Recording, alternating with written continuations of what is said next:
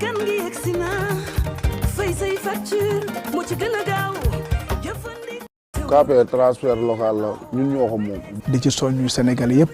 ñu consommer ko. Sénégal Café kan gi yegsi na. mbokki amateurs yi déglu leen le 28 janvier 2024 ci arène nationale daanaan bu mag moo organisé journée des espoirs la ko tuddee Momo production Modou Baye Fall du xam ngeen ko mbokk yi déglul grand combat bi Anaconda moo fa war a jàkkaarloo nag ak Boy Sey numéro 2 lamb jàmbaar lambi ndaana combat boobu la jël daal di koy tuddee Go Faye mi ndaw ñi bëgg mi ndaw ñi yaakaar ci jàmbaar bu mag combat spécial bi mbokk yi war a dox ci diggante ngeel jonn mel ni mi ak kaani sadam mi saf saf lamb jooju la jël daal di koy tuddee Balla Mbaye opérateur économique war a ànd ak waa Allemagne ñëpp ñëw mbokk yi bébé guy gi dina fa jàkkaarloo ak Yankaaw numéro 2 combat boobu la ñu jël daal di koy sargalee le roi des arènes l'incontournable Modou Xarañ Lo ndax njàmbarte mbokk yi mbaykadam dina fa jàkkaarloo ak bébé Ama lamb jooju nag lañ jël daal di koy tuddee Papa Ndiaye borom Touba Belel Papa Ndiaye bu Abdoulahad Ndiaye mbokk yi invité d'honneur yi Momo production ne Alioune Fall bu Thiès ambassadeur waaye taalibe Serigne Saliou Mor Ngom directeur général Xelkom Bache Sa Touba Serigne Cissé bu Serigne Babacar Sy Massila Diop Abdou Ndiaye di rakk ci góor a so Ablaye Saré borom di foncé chéri Mam Dia waa Xelkom automobile waa Njengom bàyyiwuñu kenn mbokk yi Momo production ne bésu le 28 janvier fête la war a doon pour lamb moo tax mu ne entrée supporter 2000 francs loge officielle bi 5000 francs ci Momo production dafa bëgg bëggalante ak amateur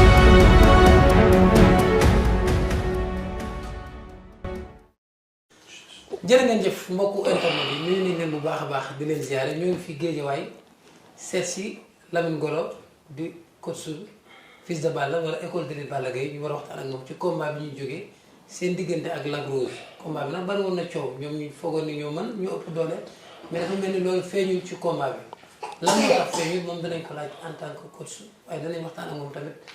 ci adversaire yu Fils de Balla yi après Lac Rose waxtaan ak moom ci combat bi taxaw diggante Tapha Tine ak Balla Gaye numéro 2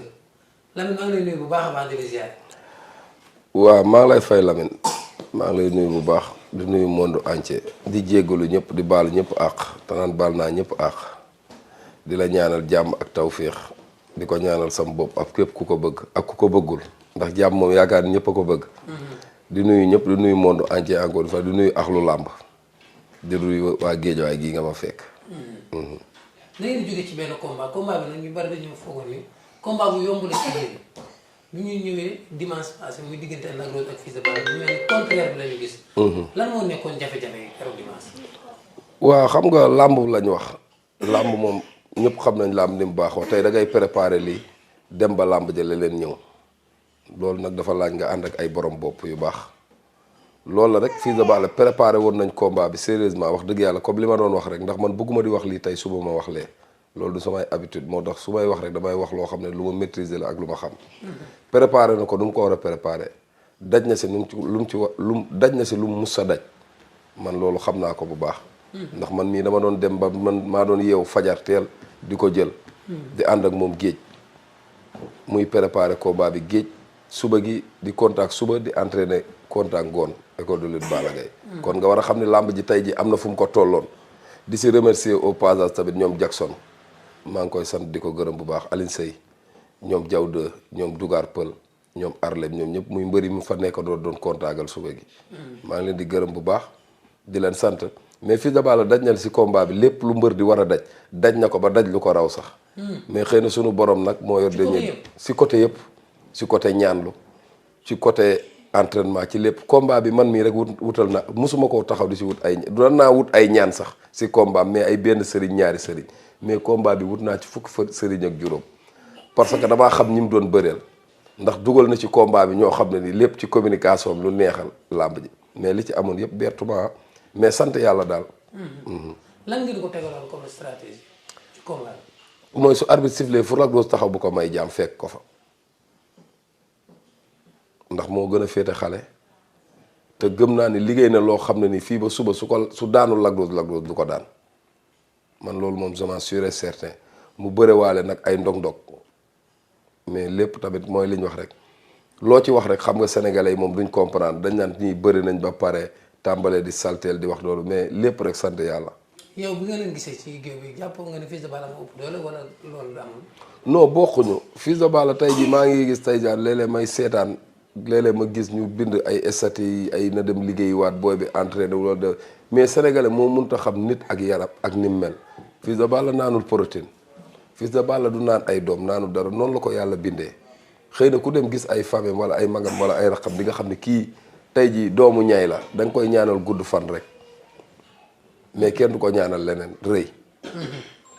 tegoo na li mu war a tegoo lépp teg nañ ko li mu war a tegoo yëpp mais tamit li ñuy wax rek dernière décision sunu borom moo ko yor xam nga tey ji làmb ji bi mu demee ba caatu yoof ak kii bëre ba pare ñàkk jariñu dama nekk ci làmb boobu ñu ngi ci dernier réglage yi si la ma yëkkatee téléphone bi ndax wax dëgg yàlla dama ko dugaloon si làmb ji nag dama war ko dugaloon si làmb ji te wax dëgg yàlla ndax mooy li ma wax rek ban heure bu ma yóbbee mbër am na ñoo xam ne ni dama séq ak ñoom loo xam ne mbër mi sax du ko yëg ndax tey ñoom lu ñu gën a bëgg ndam benn man maa leen koy gën a bëgg fukk ci la ma woo ci biir làmb ji ne ma Lamine mu ne ma naam mu ne ma seen làmb ji dafa lëndëm de Fils de Balla dina day daanu ma ne ko ah mu ne ma waaw mu ne ma fexeel ba na nga gérer combat bi gis nga ku ma gisoon sax ay dàll yu ñuul laa soloon mais boobu mu ngi ma ne sa yére yi nga sol lu ñuul bul ko am ma ne ko ah mu ne ma ne ko dàll yi mu ne ma kon xoolal noo def gis nga ay kawas yu weex laa mujjee jël dugal ko si biir dàll bi soo gisee si biir làmb ji am na benn instant nga gis ma jël sama dàll yi sol ay kawas yi ma jël ay dàll yi ma jël kawas yu weex yi sol ko tamit mu wax ma lu dul deñ ma gis Pape Mama Fall président au maa ngi koy nuyuwaale au passage moom lii may wax nii du ma bàyyi ma fa mën na ma seede ma ñëw ba ci moom ne ko Pape mu ne ma naam ma ne ko combat mu ne ma noo Aziz nii wag di ma ne ko noo Pape mu ne ma naam ma ne ko combat bi affaire yi lëndëm na de mu ne ma monté man wax nañ ma ko léegi ne ma léegi loo xam ma ne ko noo garaaw dinaa wax ak Aziz damaa ñëw ba ci moom biñ dugg see ba mu def dernier réglage yi mbëri ndax man tey jii dama am benn affinité boo xam damay waxtaan ak ñoom du ma leen nëbb dara ndax nit lu mu mënti noonu rek tey ji toll làmb ji bis bi tolloon na foo xam ne su ma ko bàyyee mu dem ak fuggam rek tey ji mën na see juum wala mu def erreur mais dama ko wax muy dégg damaa ñëw ba ci moom ne ko dalal mu ne ma ne ko doon làmb ji dafa xaw a ñu lëndëm ci yow tey waa ji liñ stratégie nañ ko changé ndax la nga bëggoon du ko def xaar ko mu ne ma non Lamine dinaa ko xaar 2 minutes ma ne ko non déggoo lu mënti xew rek xaar ko rek dalal ko mu ne ma waa baax na mais moom li mu préparé woon ak li ñu waajoon du ñëw taxaw ak Lac Rose di léwtoo benn balancement de bras 10 secondes lañ ko mayoon mu pédale si kawam ñaareel bis des tamit nga gis loxoom bi tamit gis nga biñ la arbitre di présenté gis nga loxo bi ni mel man jàppoon naan sax Siteu day yàq làmb ji ak yeneen yoo xam ne nii làmb dafa doy waar mais soo si waxee rek day mel ni comme si que am na sama mbokk yoo xam ne si commentaire yi lañ nekk lu leen neex la ñuy wax lu leen neex dañ koy wax lu leen neex te yooyu yëpp du loolu dañ xam ne tey ji ñun waajaloon nañ ko ndam moo ñu yëkkati woon amuñu ndam mais daanuwuñu tamit maa ngi ciy félicité bu baax Fils de Balla di félicité Lac Rose xam ne ñoom ñaar lépp lu làmb laajoon defoon nañ ko mais xëy na sunu borom moo ko bëggee woon noonu. après pour Lac Rose ban nga jàpp ne mooy adversaire kii xale la. ñu leeral wala mu gën a ngeen ku bees adversaire bu bees. non man tey jii damaa par personne aw ma lu ma koy bañal man déggoo li may wax benn baat rek sama mbër su bëggee yaawu jaal sax dama koy bëggale man xam nga lan moo ma war dem préparer ko teg ko ci yoon ba nga xam ne li ma bëgg tey 100% nit képp mënul am nit li nga bëgg 100% mais au minimum nga am benn 90% wala 85%. su jëloon suba ne ma yaaw jaal lañ ma wax sax te fay ko xaalis dama naan ko jëlal ndax lañ koy fay man du ma ko bañal kenn suba suñ ma woowoon wala fii ma toog ne moog Lac Rose dañoo bëgg pour leeralaat ko suñ ko fayee xaalis bu ko jar tey mu bëriwaat mu jëlaat waaw suñ ko bëggee kay ñëw déggoolu ma la jàmbaaroo Kandji sax su ko bëggoon tey ji Kandji production mi tëggoon combat bi su ko bëggaatoon na daf ñuy fay rek ndax moom gis na boppam bu baax ci combat bi muy alburaxoo ku mën Gaston production ku ci mënti doon ku ci bëggoon combat bi pare naa pour ñu jëlaat ko ndax lan la dañoo war a daarante kii am na lum ci jàngat Lac Rose am na lum ci jàngat suñ dajawaatee day gën a neex te gëm naa ne match nul du am Franc ak yooyu yëpp làmb la kii Franc mënu ko bañ nday tey ji su daan woon Franc su bañee ñu ne waaw ndax Franc yow ñëpp gëm naa ni tey ji manager am taxaw nañ mu ne Franc pare woon na pour su Fils de Balla daanee daf ne woon suñ lëndee suñ ko joxee avance bi jël leen mais Fils de Balla daaneelul mais daanuwul tamit ba léegi mu ngi taxaw position ba mu taxawoon man Franc li ma koy digal mooy wax naa ko manager am nee naa ko nit soo toll si bëreel rek fa nga bëgg a yegg di nga fa yegg mais soo bëggee di taamu nii di am looy bañ làmb moo tollatul foofu ndax su tolloon foofu Modou Lo du bëri ñii ñëpp mu bëreel léegi làmb ji amatul rawante daanal rek ba yegg au sommet. Balla Gaye numéro 2 Tapha Tine taxaw na samedi lañu war a def seen première jàkkaarloo. waaw yëg naa ko comme ni ko ñëpp yëgee. 2013. ak 2024 bi ñu nar a bëre. lan moo fi changé ci diggante ci ñaari bëri. bari na 2013 boobu at yi ñu ngi dem te at moom jàppal ni 2013 ak 2014 la nga mënoon sax mën nga ko bañ a mënaat ba 2015 lépp day changé. li siy laaj kay mooy ñu préparé ko rek jàmm ak salaam te yàlla sunu borom defal ko ci ndam li mu bëgg moom Balla Gaye. moom la ñu gis nga. maa ngi koy seetaan nii kay gis naa ko maa ngi nii di gis publicité bi kay di ko seetaan man daal nii laa ko yëgee comme. bi ngeen daan 2013. ak bi est-ce que benn. non duñ benn. lan moo changé ci diggante bi Tapha Tine. si ñoom ñaar ñëpp Balla Gaye mi daanoon Tapha Tine 2013 ak Balla Gaye bii sax bokkul ndax mooy li ma la wax ñoom ñëpp ay ñu ngi dem nañ diggante 2013 ak léegi ñaata at la. 11 ans xam nga ni ku si taxaw ne la woon benn la wala dara man la ma mënoon 2013 ak li ma mën léegi bokkul 2013 soo ma musaan taxaw samploo ma soos série 100 ma def ko mais fi mu ne ni ku ma ko bëggoon def loo yóbbu ma armée rek moo gën a yomb mënuma ko. kon seen doole dafa wàññeeku ci diggante bi. non du question da wàññeeku mais comme pour li ma wax rek tey ji laaj na tey ji entraînement bu sérieux li mu laaj yëpp a bëri man daal li ma mënti xawal tey ji kaaw Tapha Tine du ma ci wax si Balla Gaye laay wax mooy ci li mu nekk nii chemin bi mu nekk mu ngi entraîné mu ngi liggéey lëlu na ko continuer def ko ba combat bi ndax combat la boo xam ne des na 6 mois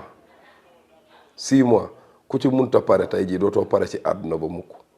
te yaakaar naa ne fii ak 6 mois Balla Gaye xam na ci li mu jóge te xam na fi mu jëmaat te dafa jël adversaire de taille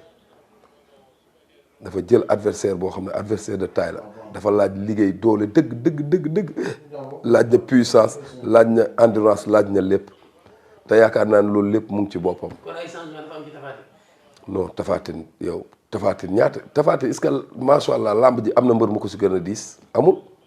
dayo bi Tapha Tine toll amul làmb ji mbër mu ko si toll. Balla Gaye nag moom li tax mu jël ko xam na ko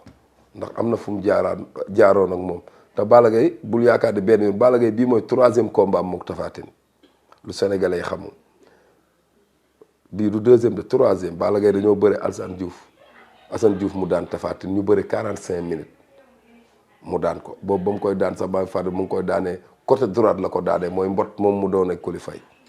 ñu bërewaat kañ 2013 Balla Gaye daanaat ko fi mu ne nii dañoo jëm si 3e fois lañ jëm